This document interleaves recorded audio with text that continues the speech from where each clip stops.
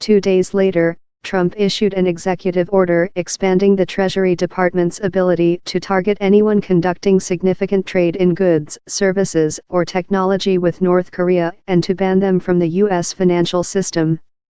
In response, a statement by Kim Jong-un was released by KCNA, North Korea's official Korean Central News Agency. In his statement, the leader calls Trump a dotard, a person in a state of senile decay marked by decline of mental poise and alertness, according to Merriam-Webster, and describes him as mentally deranged. Read his remarks in full below. The speech made by the U.S. President in his maiden address on the UN arena in the prevailing serious circumstances, in which the situation on the Korean peninsula has been rendered tense as never before and is inching closer to a touch-and-go state, is arousing worldwide concern.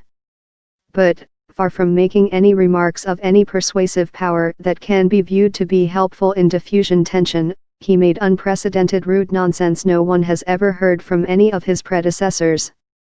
A frightened dog barks louder. I'd like to advise Trump to exercise prudence in selecting words and be considerate of whom he speaks to when making a speech in front of the world.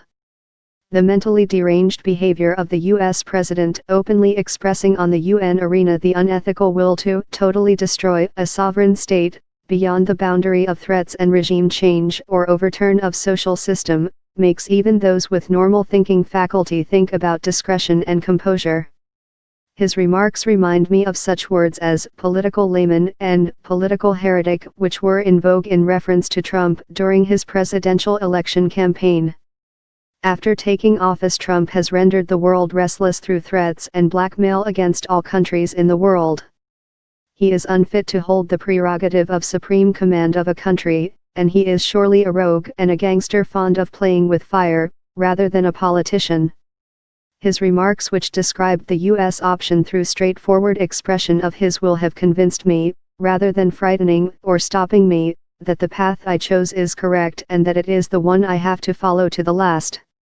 Now that Trump has denied the existence of and insulted me and my country in front of the eyes of the world and made the most ferocious declaration of war in history that he would destroy the DPRK, Democratic People's Republic of Korea, we will consider with seriousness exercising a corresponding, highest level of hardline countermeasure in history.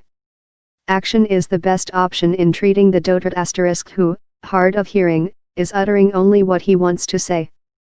As a man representing the DPRK and on behalf of the dignity and honor of my state and people and on my own, I will make the man holding the prerogative of the supreme command in the U.S. pay dearly for his speech calling for totally destroying the DPRK. This is not a rhetorical expression loved by Trump. I am now thinking hard about what response he could have expected when he allowed such eccentric words to trip off his tongue. Whatever Trump might have expected, he will face results beyond his expectation. I will surely and definitely tame the mentally deranged U.S. dotard with fire.